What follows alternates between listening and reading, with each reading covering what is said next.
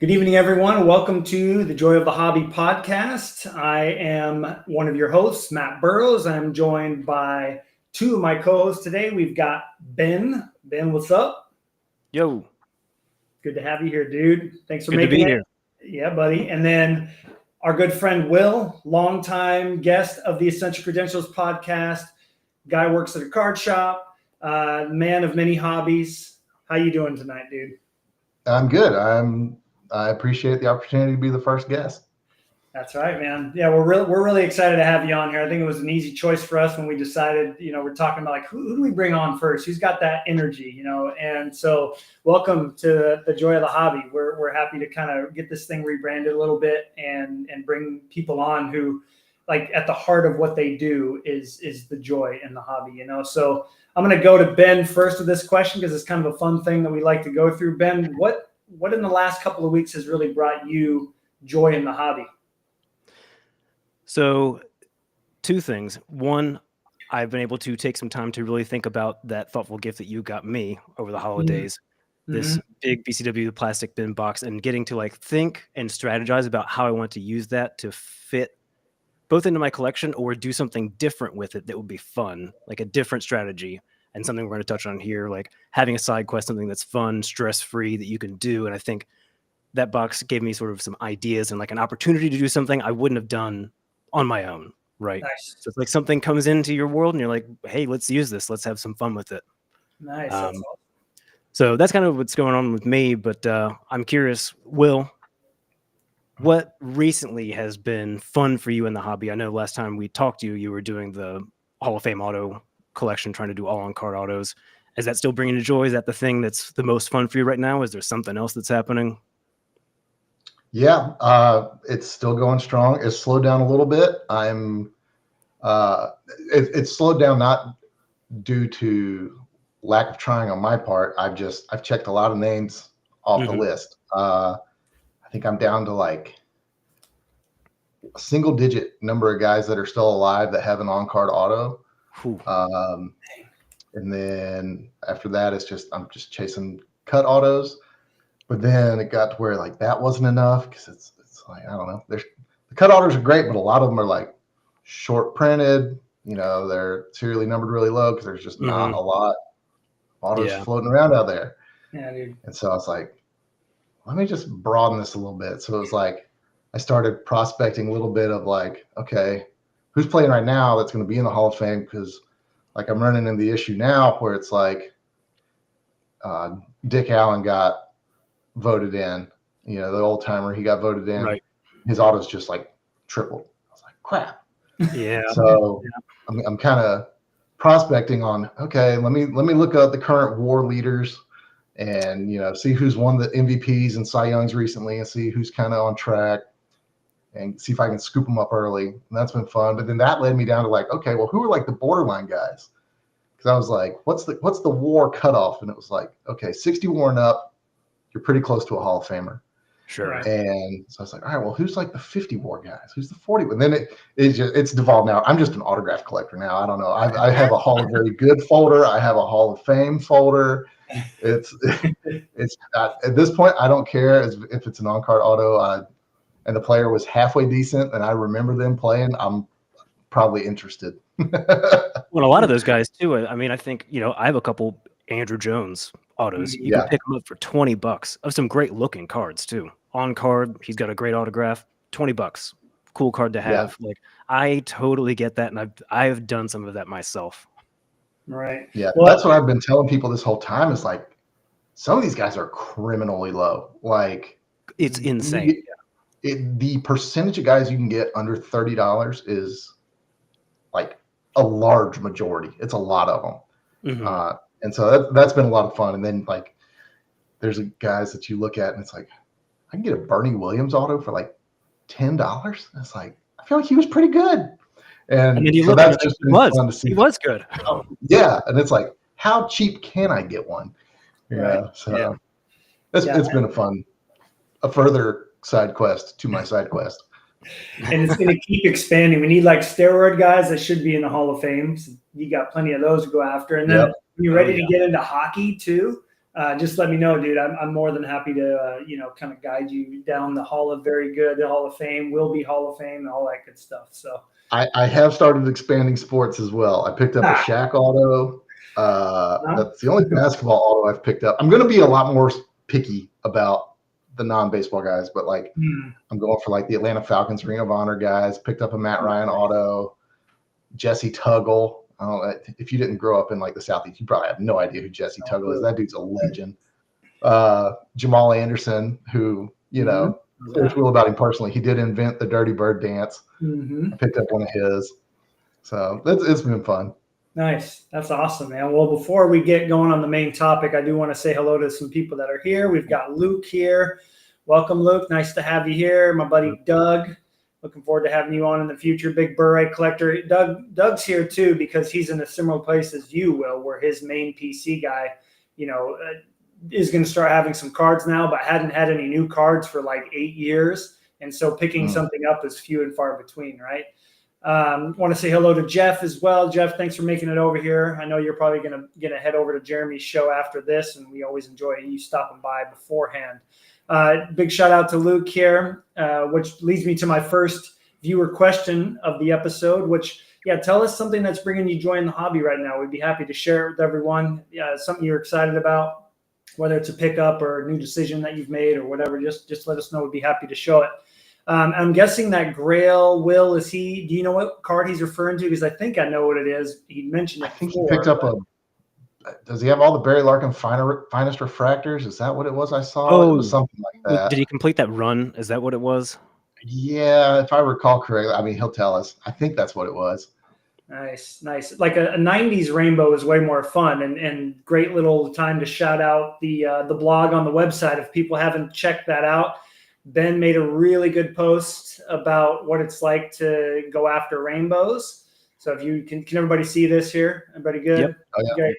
So obviously finding joy in making a run. This is a blog post that Ben made recently talking about, going after a run and how you can kind of be, picky with that. And nowadays, right, with the Panini Prism run, that's not nearly as much fun. So it's like finding certain runs that bring you joy.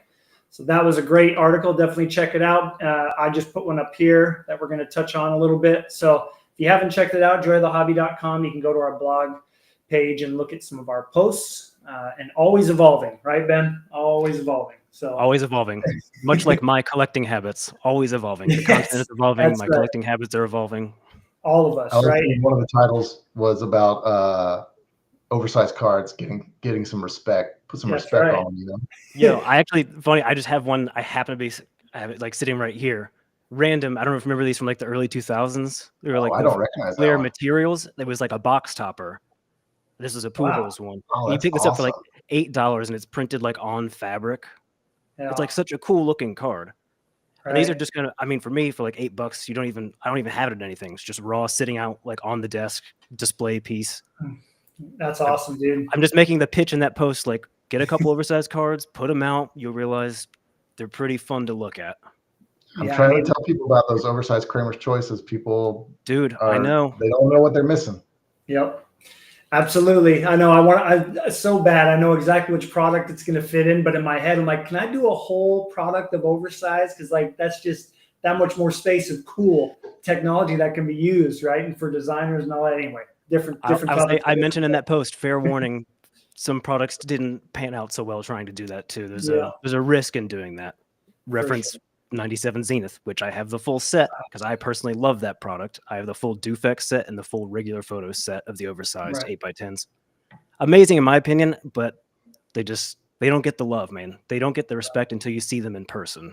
Well, the base set was boring, right? They didn't even do a parallel. And then 98, you had to cut open the cards to get them out. I think that's super fun, but the risk is very high. And it's too bad Andy's not here because he actually opened I think a dozen of them on camera with me many years ago. It was pretty cool to see that. But anyway, so kind of you mentioned, Will, if we can jump into our main topic here, you mentioned now that you've kind of like got most of the baseball Hall of Fame autos that you want, as collectors, I think we can all agree we usually hit these walls, right? Or we hit a point where we're kind of like, now what? Especially because we're all rooted in the 90s, man. And like the 90s, there's a finite amount of cards out there.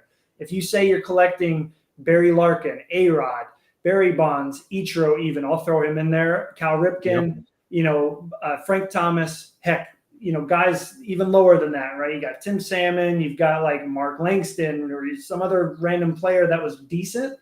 You're gonna run out of stuff to collect. Even Joey Cora, he's got nothing, right? Like, so that would make no sense. But Greg Maddux, even, right? You got all these great players, but there's only so much that you can collect, and at some point you get to a spot where you're like, well, now what?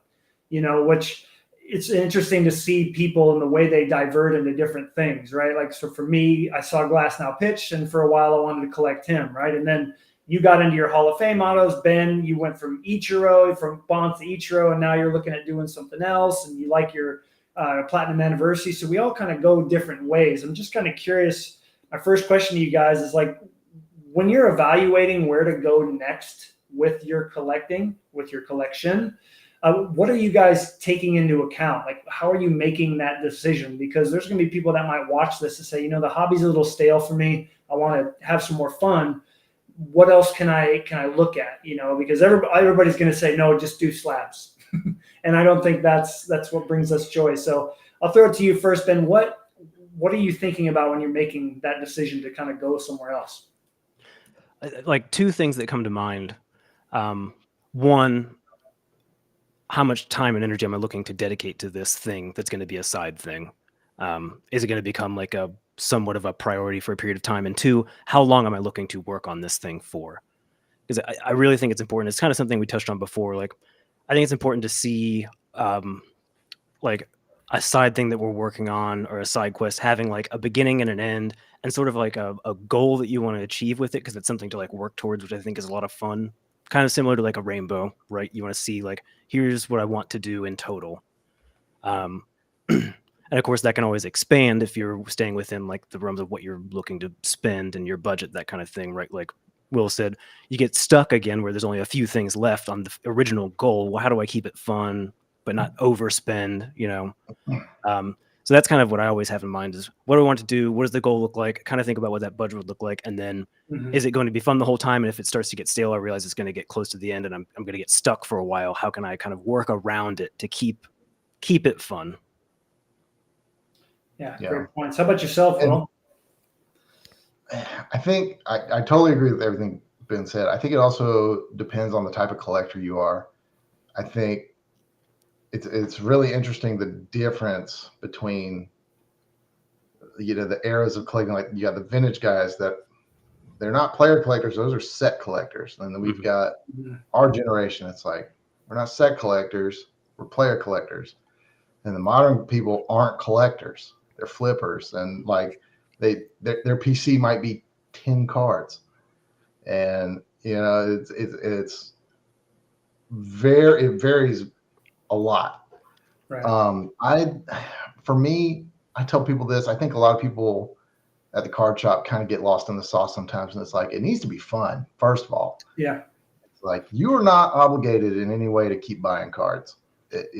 No one's forcing you to do this. If it's not fun anymore, it's okay to just be like, all right, cool. I've got a lot of cool stuff in there.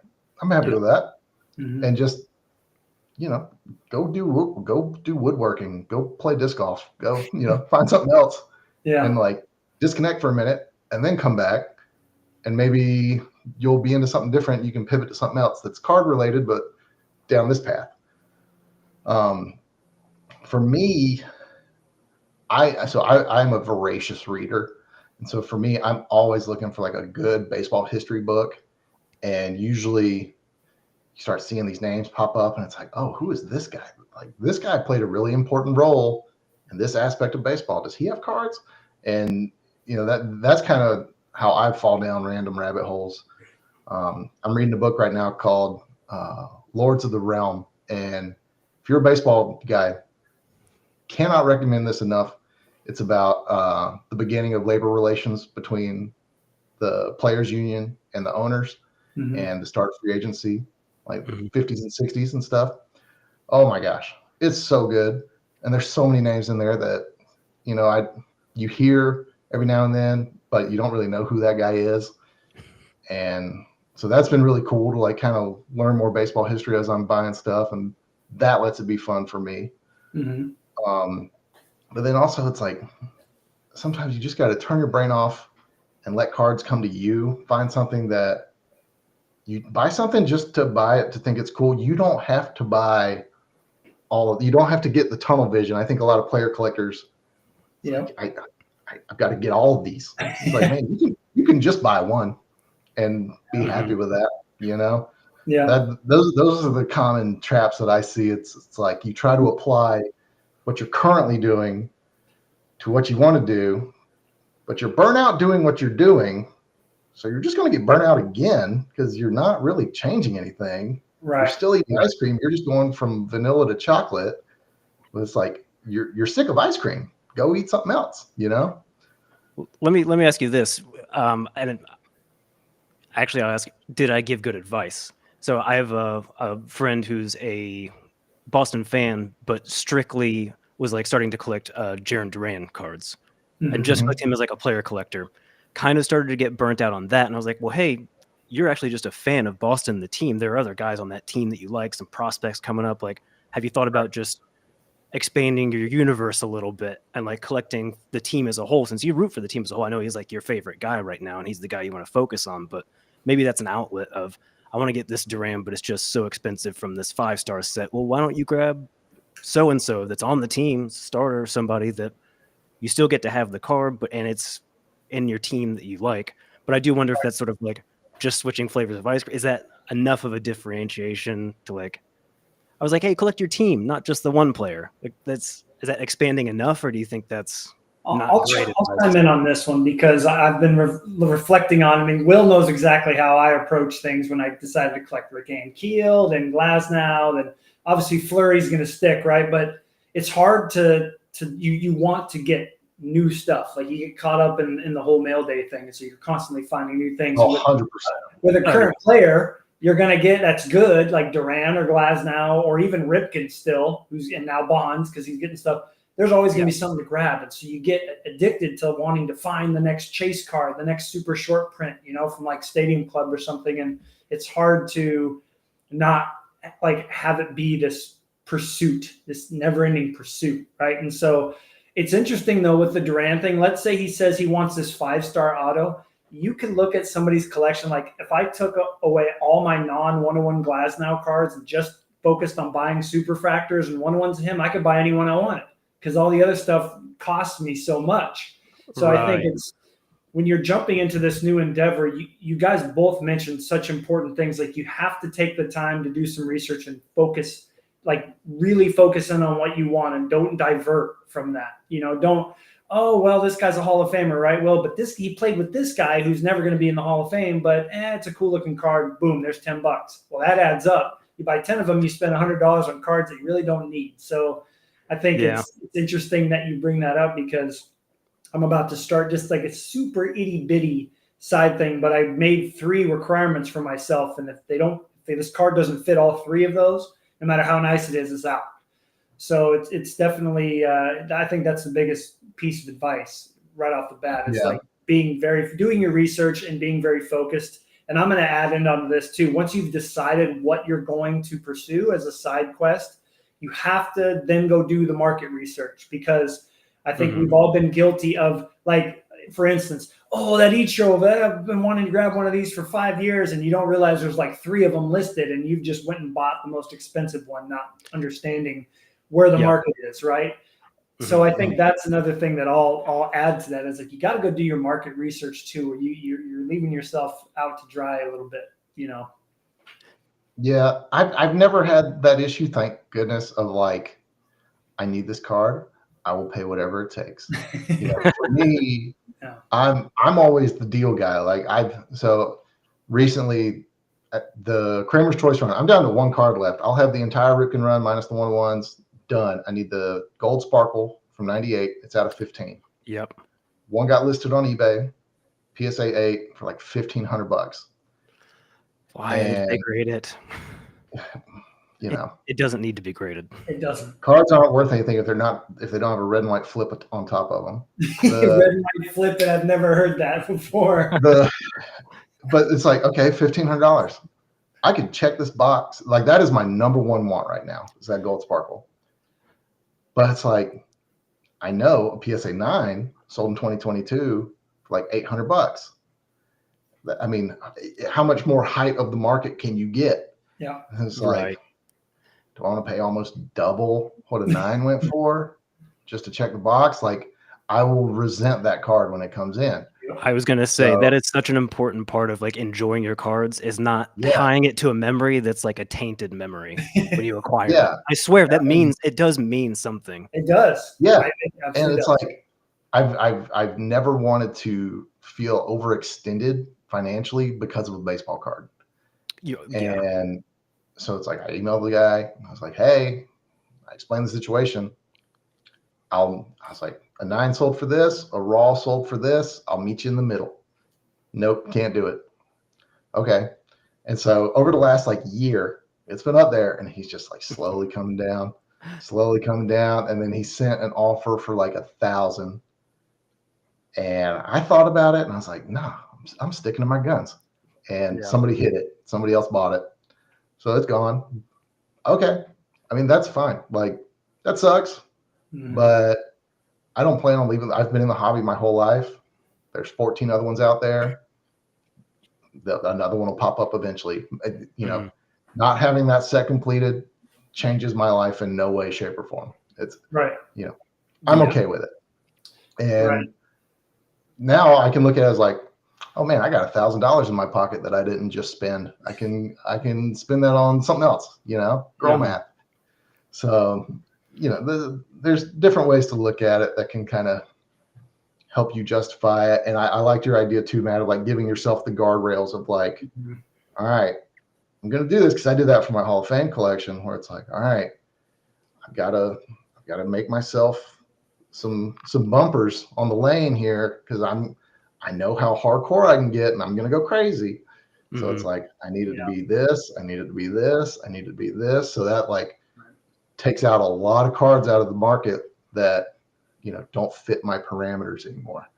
Ben, I have a question for you on the heels of that. That's a great, interesting point. Well, Ben, you're like the king of like being able to say no, just like Will did to that one card. I'm trying to think in my head, like, gosh, I can think of my most wanted Flurry, and I would think it would be a tough, especially because it's out of 5, not 15, that if it showed up, I would probably have to overextend myself and sell some things. But have you had multiple instances over your, you know, with the Ichiro collection that you got going where you've had to just let stuff go? Is that something that you feel like has allowed you to have more fun? Because it is kind of freeing, isn't it? When you can, right, Will, like when you see that card and it's gone, and like you said, you bring up a great point. Your life has not changed. Your collection is still the amazing collection that it is. Ben, right, your Ichiro collection. If you don't buy this one Ichiro, oh well, that's not complete. That sucks, you know. So to reference your blog post, I can just go look at my Ichiro collection, and that makes me happy. It's not like it's tainted now because I'm missing the one that I didn't get. Exactly. You know? I just go look at what I already have. I'm like, no, I'm okay.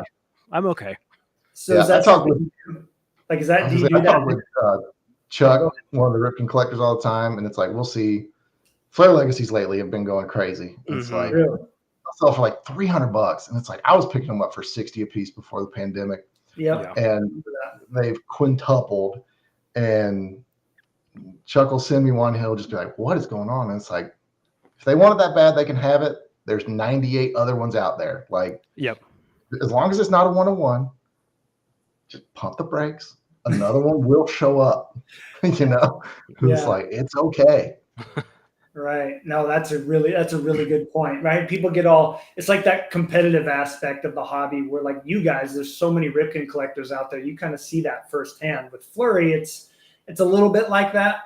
Maybe not as bad, but I'm sure it's like that with Ichiro. But Ben will never know that the 10 Japanese collectors that are out there trying to crush everyone's hopes and dreams. But that's cool. That's how it is. I have a good anecdote that's kind of to this point. I know we're a little bit off of like talking side quest, but you made me think of it, that an Ichiro that I just had to say no to many times. I had to say no to like a higher graded or a PSA graded version of that 2001 SPX that I wanted forever. Wanted that card forever. But you see them, they're out there, but they kept showing up in 9s with a 9 auto, and they were just priced high.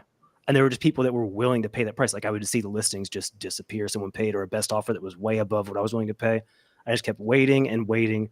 And eventually I got in contact with someone, or I saw the picture, reached out to them, They still had one, and I ended up getting one with the 10 autograph, which is all I ever wanted because the autographs on that card fades, just notorious for that because of the paper. And it was graded a 6 only because of some paper loss on the backside that you can barely see. I mean, the card's like beautiful, and I got that for a third of the price of like the one I saw at the show like 6 weeks prior. Awesome. And so for me, it actually makes it an even better story. Like the patience actually makes me love my copy even more because I didn't Exactly. buy and pay too much for something. Right. I just found like the perfect copy at the right price. And I was like, patience does pay off, especially for stuff that's a bigger card if you're just willing to wait. Absolutely. It doesn't really apply to side quest stuff necessarily, but it's an important point. You have to learn to say no on the side quest, because if we were to approach our side PCs or side quests the same way we do our main PCs, I think you would run into overspending and overextending yourself and getting to a point where it almost becomes dry, because at a certain point, the influx of new cards at first is great, but then you get back into the same rhythm as you do with your main PC on waiting for specific cards. You're always going to come back to that, right? So I think that's, like we talked about, like those guardrails can really set you up for success, right? And so I'll jump in and just kind of on that topic. Fun story, kind of has to do with it does have to do with side quests. I finally put all my goaltending gear on for the first time last night, and it was a lot to learn, but what was cool is as I went through that, I then went down a rabbit hole of certain goaltenders that are similar to my build. And so I found a goalie who plays for the Ducks. Great. He's only like a 50-minute drive away to watch play. And so I found like a personal connection that I could make with like the way that he plays. I can learn things from his training and whatnot. I'm like, you know what? I want a couple cool cards of this guy. Why not? There's a personal connection. Will, you've talked about this. It's like a dude that's from your hometown, or like a guy that grew up close to where you live, and he's got a baseball card. Let me get an auto, like something like that, right? And so I set the parameters. Okay, I want to get cards that Marc-Andre Fleury does not have, preferably, right? Like sets that he either doesn't have or he's way too expensive in. And then it has to be a nice patch and or has to be an on-card auto. Like all three of those have to happen for me to get the card. And so right there, that basically eliminated like 95% of every card that John Gibson has. Like perfect. Now I'm like, I can really be specific, and I can probably make a want list of like 10 cards and then wait and see what else we release, right? Because he does sign well for us. So those are the types of things that you're talking about, right? Well, like when you were doing your Hall of Fame PC, obviously Hall of Fame auto, did you have any other parameters within that with each player, like whether it's price or card or anything like that? I've got it with the cut autos. I'm very particular about what the cut piece of paper is.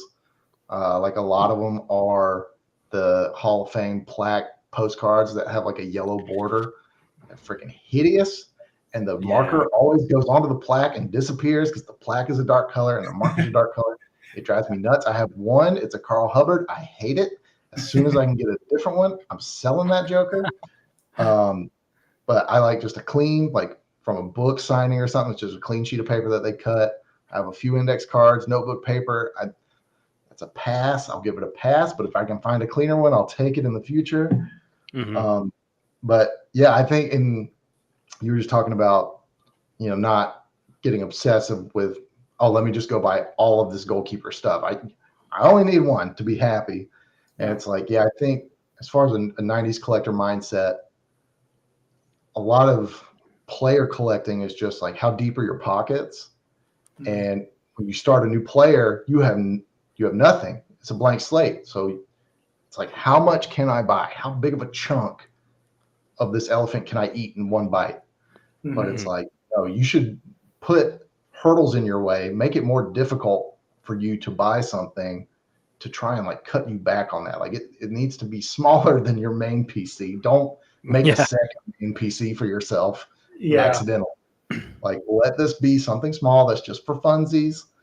And I'll buy random cards. I've started buying random cards too, like funny cards. I know there's a group that I think Josh Morris is the one that runs it, that it's like funny athlete names. And it's like cards of guys that have certain innuendos in there. It's hilarious.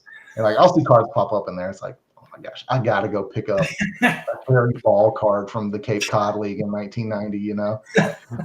It's just like, I'm just buying cards to enjoy cards at this point. Yeah. The Ripken PC is great.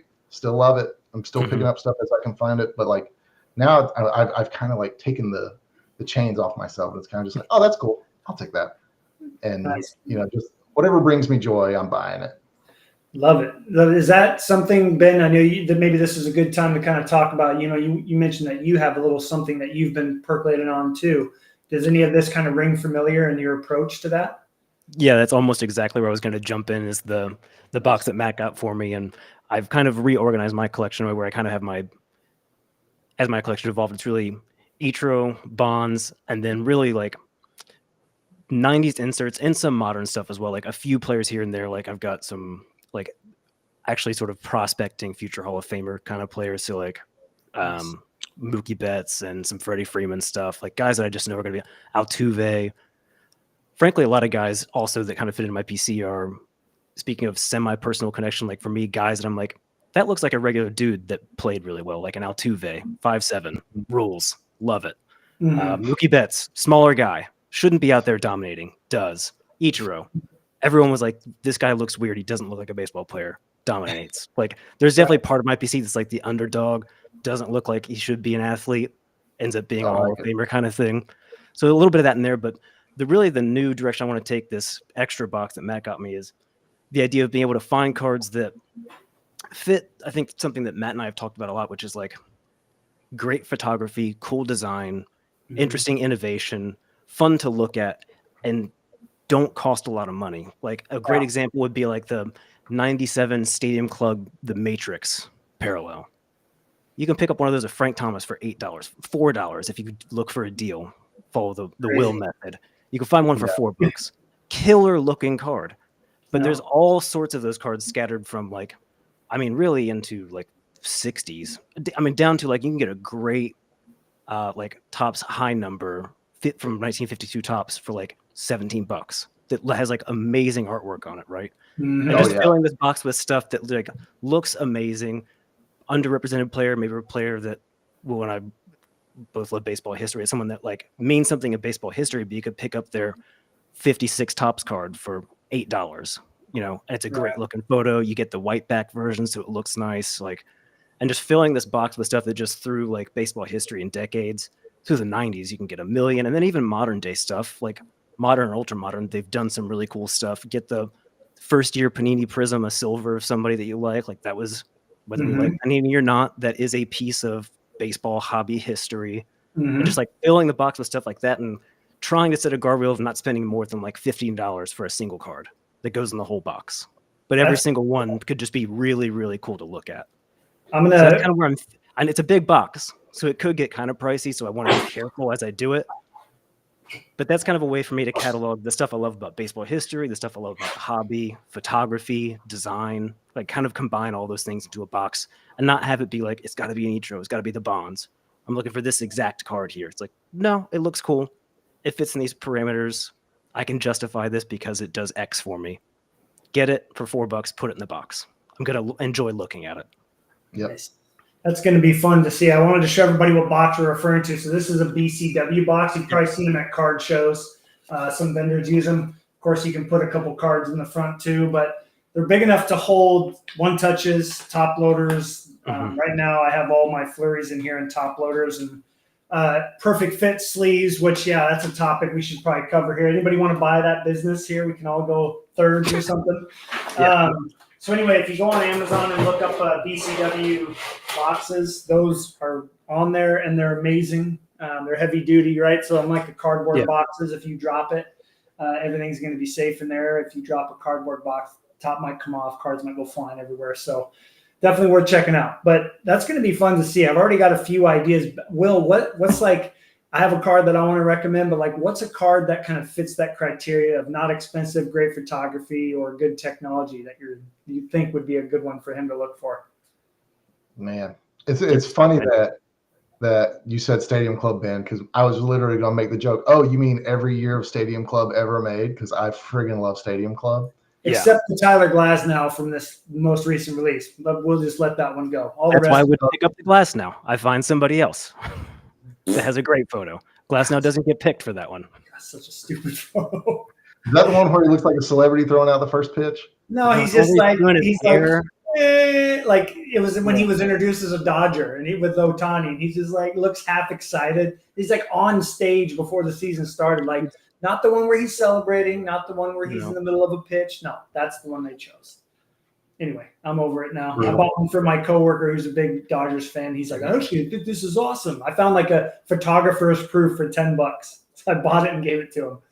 But Stadium Club is the first place I was going to go. I was thinking, but the Stadium Club ringleaders, the one with like the big, is it ringleaders like the American Eagle in the background? Like US flag. Yeah. And then there's like a members only parallel, which is rare, but looks just as awesome. I think that's the first card I think of for people in the chat. If you have an idea of like, what'd you say, $15 and cheaper? Yeah, something like that. That just looks cool. It doesn't even have to be rare. It's just when you look at it. Right. Like the ringleader is a good example. You can find. I'm a big Allen Ginter fan too. Yeah. That's the other thing I was going to bring up for a different thing I'm going to be working on. Something related to Ginter, but yeah, those artist proofs with like the wave design on it. So nice. Oh yeah. Yeah. Super. Best artist proof of the decade for sure. Yeah, easy. Yeah, for sure. If all 95 Pinnacle artist proofs were done on the Spectrum Rainbow foil, like the Air, like Will, do you have one of those Air Ripkens?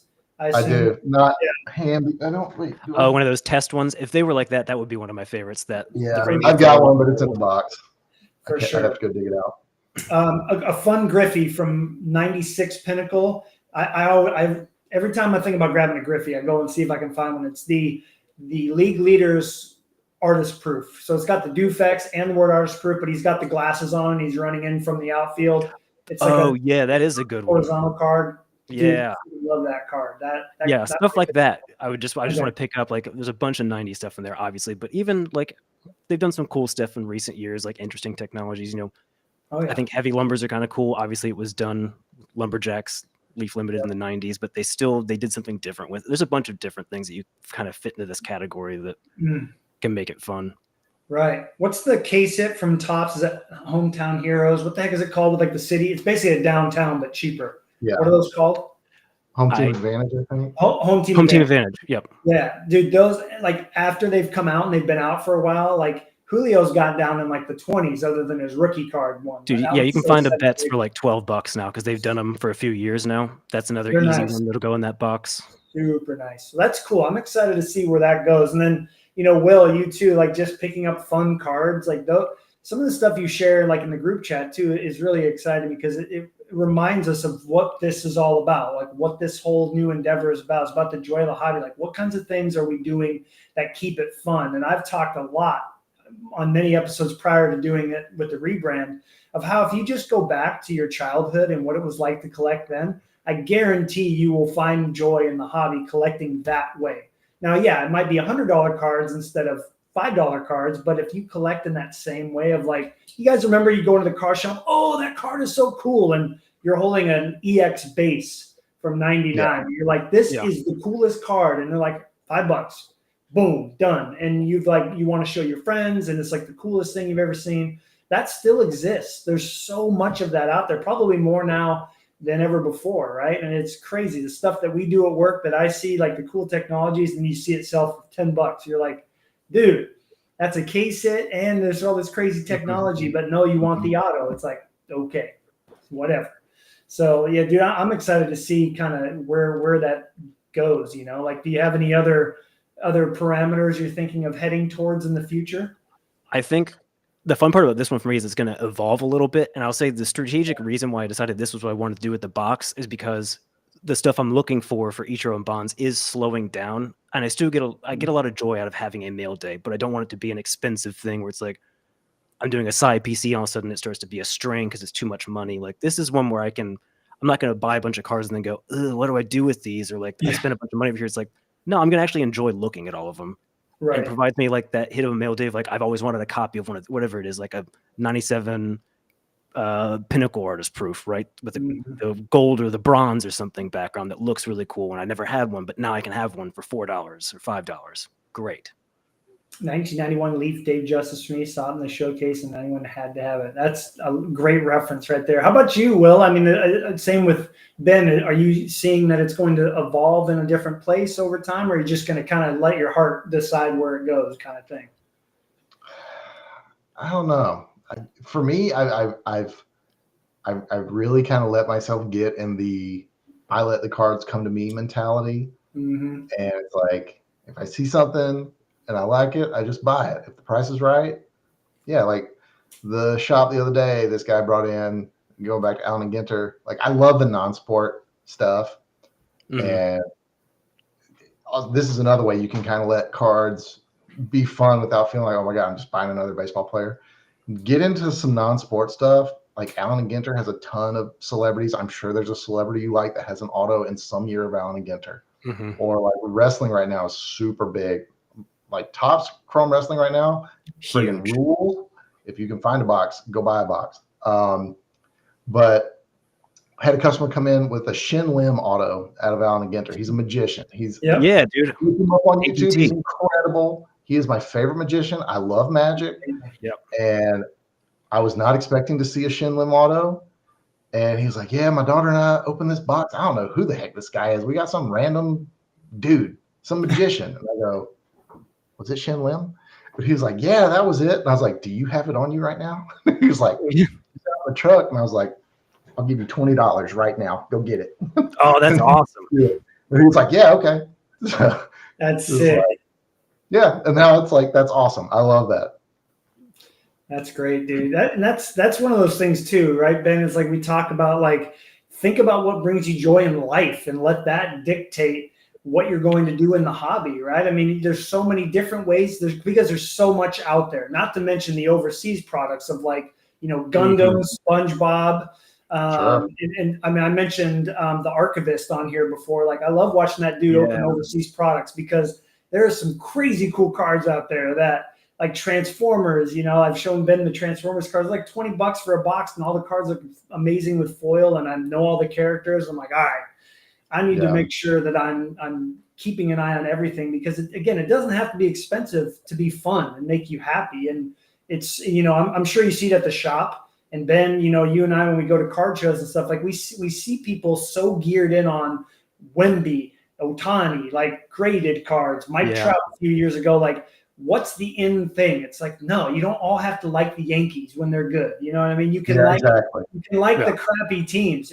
I know I'm a Mariners fan and I hate the Yankees with a passion. So, you know, it's one of those things. It's like, you don't have to follow the trends just to, you know, you see it on social media too, right? And everybody's trying to, like, I'm like a big reseller. I want to break on whatnot, blah, blah, blah. I'm like, okay, cool. That's what everybody else is doing.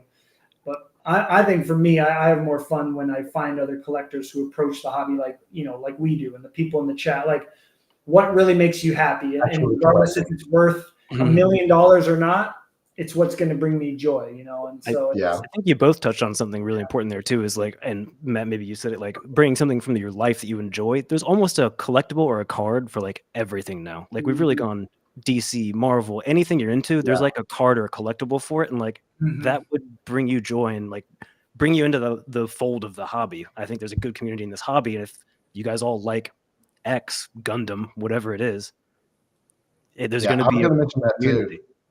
Like cards have become so ubiquitous now. Like they're so popular right now. Like everybody is trying to get their slice of the card market. And it's, I don't know, it's a great time to be a collector. I wasn't at the last big Nashville show, but I heard Pokemon was the big thing at the show. Dude, everybody was buying Pokemon. Pokemon was everywhere, which is cool. That's right great. Now, we at the card shop, we're about to do a Pokemon only trade night. Like Pokemon has exploded. I am not. I am the sports guy at the card shop. I'm sorry. I am trying my best to learn Pokemon, but it is like drinking from. But that's what you like. You're collecting what you like. Did you say drinking from a fire hose? It's like trying to drink from a fire hose. There's too much. That's but awesome. I guess like Pokemon recently came out with some kind of app that's like, it's like Pokemon Go, that level of like fever that people have to play this app. And it's kind of like brought people back in and new people into the Pokemon it's like realm. what the Game Boy game did for us when we were younger. Exactly. For sure. And Dude, we cannot keep Pokemon in stock. It is crazy, like just absolute degenerates in the shop, just ripping ETB after ETB. Oh It's man. crazy. Dude, there's actually a vending Wow. machine at the grocery store, the Vons, like 5 minutes away. There's a vending machine on your way out. I've literally half a dozen times seen parents or kids just roll up on the bike, go in there, buy a few packs, and head back, head back home. Or at the gym I go to, the dude that works in the main office there, I've walked by twice, and the first time I saw him, I'm like, hey, you got some Pokemon packs there, good luck. And he got all like embarrassed and stuff. And so once everybody left, I'm like, look, dude, I work for a card company. Like, I hope you pull some fire out of there. Like, this is cool. Don't worry. That's awesome. Just like you, but it's amazing. It's like, I think about what they've done with that. Like, I swear to God, when we were all kids, after it kind of died off, it should have been done. That should have been it, and they've found a way to be more relevant than any trading card that exists right now, while printing millions upon millions of them that end up getting graded, yet it's crazy, dude. Mm-hmm. Yeah, but it's cool. I love it because it's an entry point. Great for the hobby. I think the success of Pokemon led to more interest in doing like non-sport cards again, and from some of the other card companies, like they were kind of the catalyst. Because I'll mention one of the other things that I did that was really fun is I found some old like Indiana Jones cards. And my brother's like a big movie buff guy, loves Indiana Jones. I loved Indiana Jones as a kid. Finding like those old movie cards and like opening them to someone that loves a movie like that.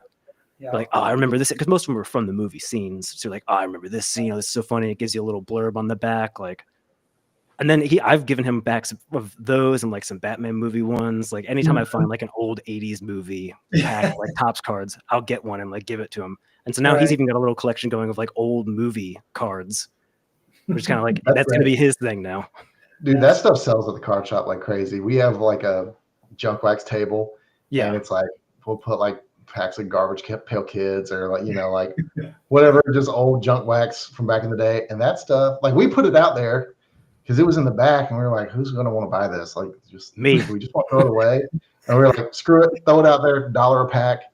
Yeah. And like, it just gets absolutely destroyed every Saturday. I found a pack of Jaws 2 movie cards, junk wax, that I gave to him, like just deep cut movies. They used to make those cards for like every movie in that era, and they're fun. And it's like fun to have those as a collectible, like a throwback kind of vintage reminder of those movies. So yeah, sure. Find the thing you love in life, and there's going to be a card equivalent of it at this point. Those are always my favorite boxes to see get opened at the shop, is like any of the non-sport Star Wars, or even like sport, but kind of one-off like UFC, wrestling, like not baseball, football, basketball. Like those are always super fun rips. Like we have Marvel and like the WB stuff right now is super hot. It's a lot of fun. It's like, they're doing a really good job of like getting as wide a net as possible to try and get everybody, whatever your interest is, there is a card collectible out there for you. And it's fun to dabble in every now and then. I'm not going out and chasing the whole Bugs Bunny Prism run or whatever, but Hey, that product did very well. That Looney Tunes product did very, very well, and it's loaded too. If you're looking at like how boxes look, but just that goes to show. I'm glad you referenced that, because I was thinking like, have we done any like really obscure non-movie stuff? Because we do movie sets and whatnot. We've done plenty of Marvel stuff, and we'll be doing DC stuff. But it's like, that Looney Tunes set went crazy, dude. But we all can relate to that. We all grew up watching that stuff. Everybody our age is in on that. Like, oh, I can get a Bugs Bunny Jambalaya. Are you kidding me? And I think it sold for like $700, first one. I know. Yeah. People can laugh at it, but it's like, go check the comps, bro. That stuff is selling like prime Griffies right now, You know what really, Ben, I wish you would have been. Was this the one that you were at? Oh, his computer died again. Yeah. But I'll have to bring it up when Will gets back too. But like, I remember walking the floor. I think it was our first national, the first one I ever went to in 19. I think it was, yeah. And there was these Bob Ross cards, and that set's still out there. And like, you can get a box for cheap, but they're like super rare chase cards. And this guy had them for like $300-400. And then I'm like, wait, what? It's not even autographed or like some cut autograph or anything. What is going on here? He's like, no, dude, you don't understand. And he like pulls up the comps. And first of all, the cards were amazing. And second of all, I had the realization like, okay, hold on. Like this was right before, this was 17, right? So this is before the COVID boom. Like things are about to change here, right? Like that was, Will, I was just talking about those Bob Ross cards. You remember seeing those? Oh yeah. It was my second national. That's right. Cause that was when we were there in, was it Chicago 2 years ago? Right. Yeah. Me today would have bought those. Yeah. Dude, I want to make sure I get the right set. Is it the Joy Baseball style ones, or is it like Bob Ross only? I think it's Bob Ross only, right? Like I think it's just him and like cartoon versions and all these different things. Like okay. But the rare chase cards, like so, yeah. Thanks for reminding me. It was 2 years ago, but yeah, that's when I really realized, like, holy crap! Like the hobby has really expanded, and people are all about it. Right. So, I mean, end of the story kind of thing is like, listen, if you're looking to find something fun to do and you're ready to pivot, you don't have to pivot to another baseball player, like you were saying, right? Well, like you can pivot to a movie like Jaws or Batman, or you can something pivot else you enjoy, to some cartoon that you're into. I mean, there's so many different avenues. And so I think that's why I'm so fascinated. I'm not sure about you guys, but for me, I love when I hear people talk about what their side PCs are. Because oftentimes, if it's driven from like the heart in a way, it's going to be, it might be something obscure, but it's fun to learn about why they made that decision, right? I think that's where it always gets fascinating, as opposed to, I'm side PCing Mike Trout. It's like, oh, okay, well, that's an investment that you're making.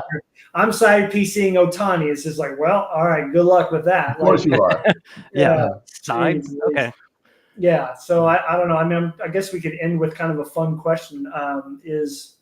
What would be the coolest, most obscure side PC besides Bob Ross? Because that would be dope. What would be one of the coolest, like most obscure side PCs that you'd love to see another collector have at some point?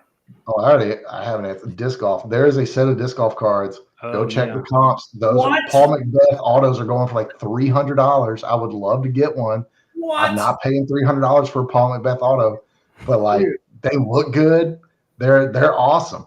Yeah. If I had like stupid money, that is what I would be buying. Is that in Goodwin, by the way? Do we have them in Goodwin, or what is that in Ginter?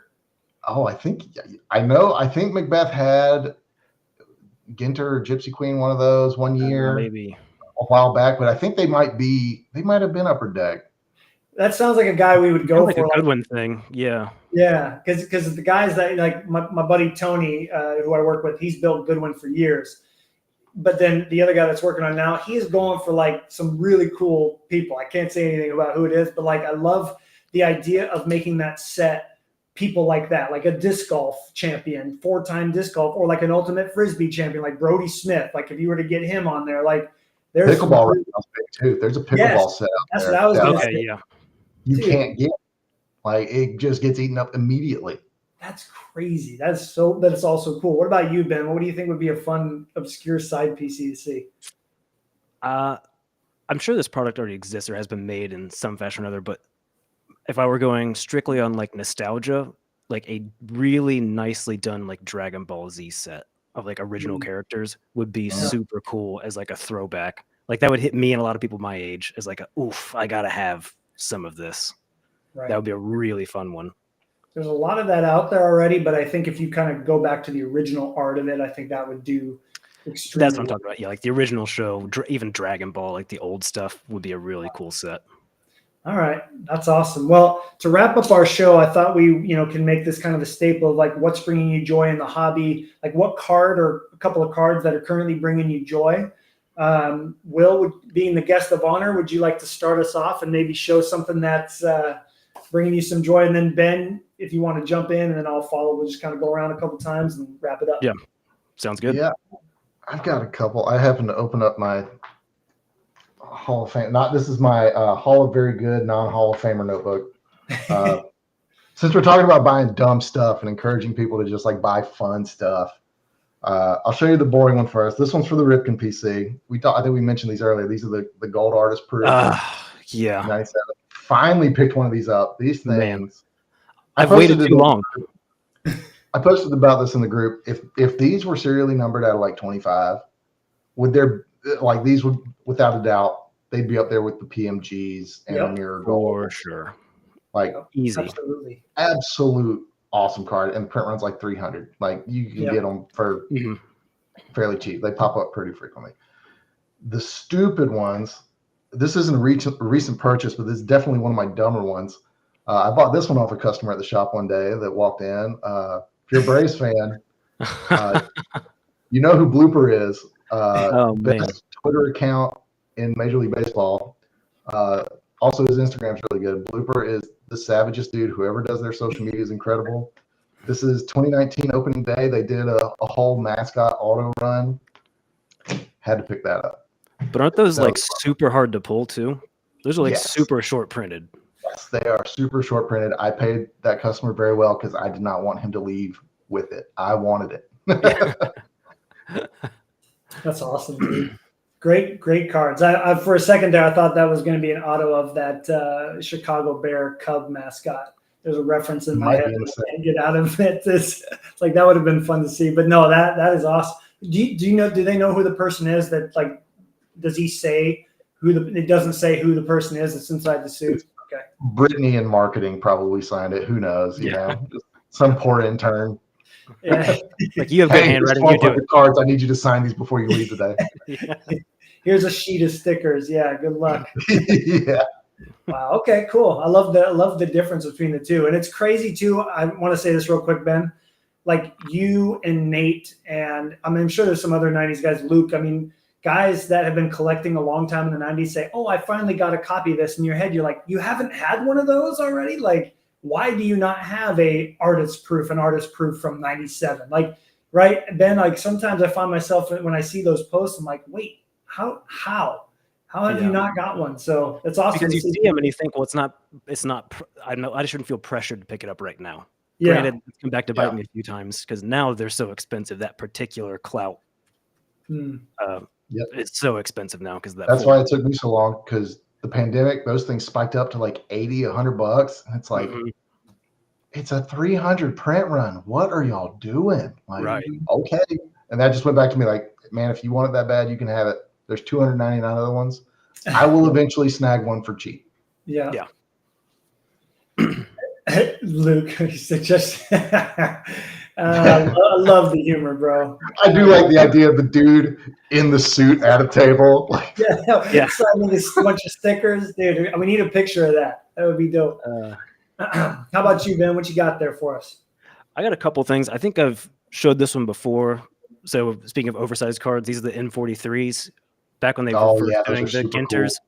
They were doing the autographs, but they were also doing the game used at a 25. And I actually always preferred the game used because you got more design in the card because they didn't like white out a spot for the autograph. I've had this one for a little bit, and then just randomly, that's the 2011. Randomly, I just found this Pujols 2012 for like super cheap. Sick, again, dude. Hand numbered 25. And every single year they've done the N43s. They have like a pretty different design, but it's still kind of in the vein of the Allen and Ginter feel, like the white with like some detail. Like lithography kind of look. And so I'm kind of toying around with getting at least a player that I like. I just happen to get Ichiro first and then happen to get a Pujols, like them both. Like a player of every year that they did, because I think they stopped doing the game used versions and now they only do the autographed M43s now. But for all of the years, I think they started in like 2008 maybe through like 2019. Just get one of all of those years. So I have all of the different designs and just get a little case to put them all, because every single one is like its own piece of art. And they did a different design every year. To me, that's like the perfect marriage of like beginning of baseball cards and like new modern player baseball cards with a piece of the jersey in there. It's kind of, for me, it's everything history of baseball kind of in a card. And it's a little oversized. I rip a lot of wax, but Ginter is the one that I allow myself to go kind of crazy on. And it's like, opening the big pack with the box loader in it. Oh my God. That so adrenaline rush every time of like, please let this be an auto. Oh my God. One year I'm going to hit a big, just like giant 5x7 auto. And I wanted to show this real quick, Matt, too. This is a present my brother got for me. This is like a 1984 baseball game that came with like 30 Topps cards, still sealed. That's sick. Still sealed in the box, and it's like a whole game that you set up, and you set up the stand like on the back to play the game. What? Yeah, and it's got like Ripken in there. It's got all of the dudes from like '84. I mean, Ozzie Smith, Andre Dawson, like all the dudes are in there, and they're official Topps cards. That's cool. That kind of stuff is so cool, man. I feel like I want to get my MLB Showdown deck and like come and play that with the background that you got. My brother got it for me, and it is super cool. And I'm like, somebody's gonna have to tell me not to go buy different baseball themed games from history. Bro, I have my MLB Showdown deck. I can see it. I still have my lineup set. Like, because that to me, I can easily.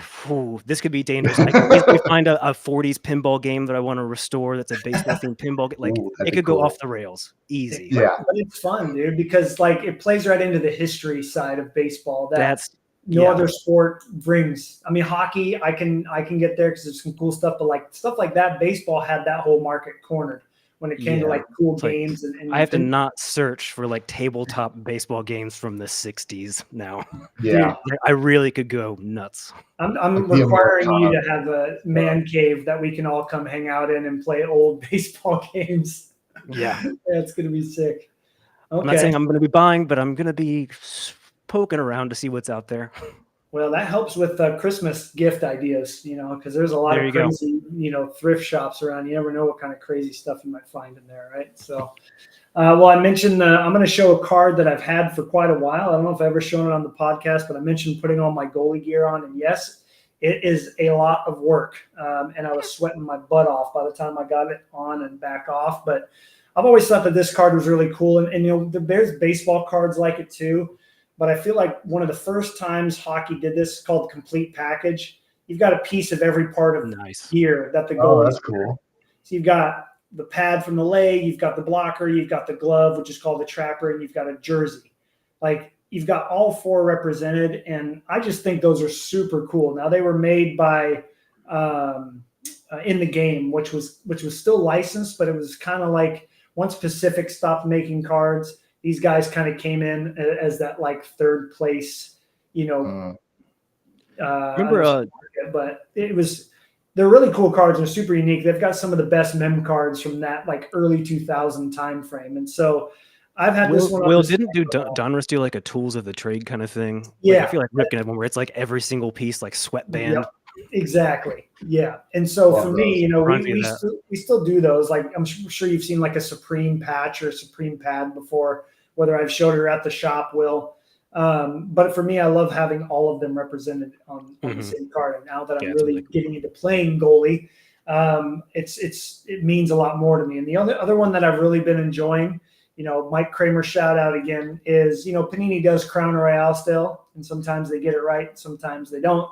But this is the first off the line parallel out of 18. And it's just such a beautiful card, right? It's got the 90s flavor and the modern flavor, and it's got Spectrum foil on there. What else could you want?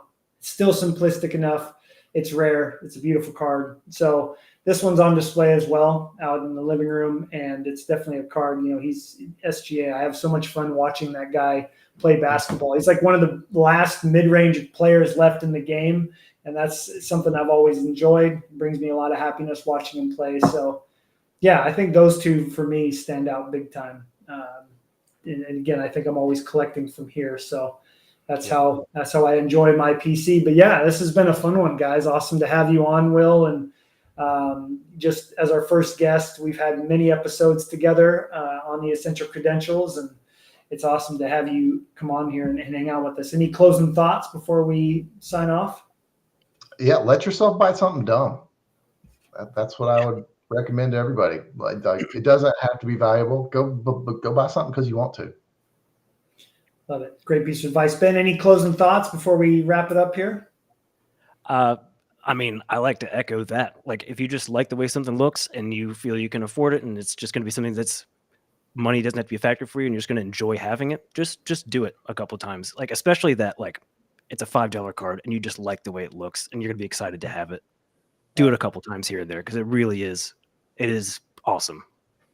100%. And I think we can all agree that $5 card will probably bring you a lot more joy than most $100 cards will of bigger players. Yeah, exactly.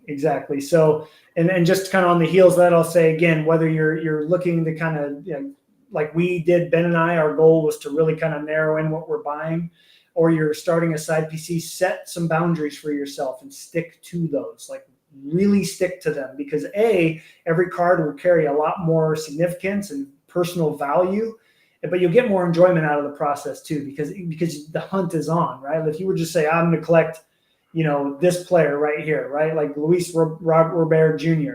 Well, I mean, you could be buying cards all day, all night for a year and still not get a lot. So definitely set some boundaries, and it makes it more fun. But we want to say thank you to everybody that was here. Obviously, I think, Ben, you might know who this person is right here. That's my brother. That's the guy that bought the game for me. Sick. And of course, we had Luke in here. Luke, appreciate you jumping in. Got to have Congrats you on on here. that Red Crusade. Yeah, congrats on the Red Crusade, man. That is going to be your grail forever, probably, no doubt. And then, Jeff, really appreciate you dropping by. Enjoy Four Nations, by the way. If you guys saw the highlights of the hockey game yesterday, the first 9 seconds of USA versus Canada, there were 3 fights. I was ready to fight, and there was nobody in here with me. So it was pretty hilarious to watch that. It was like, Slapshot, right? It was like Slapshot pregame where they're all fighting before the game started. It was ridiculous. And then Doug, thanks for dropping by as well as everybody else that didn't comment. We appreciate you guys being here. This has been Joy of the Hobby Podcast, episode 2. We look forward to seeing you in 2 weeks. Remember, check out our website. Ben and I have done some really fun blog posts so far, and we're going to get people like Will and Ryan and other people involved in some posts as well in the future. So check that out, and we'll see you guys.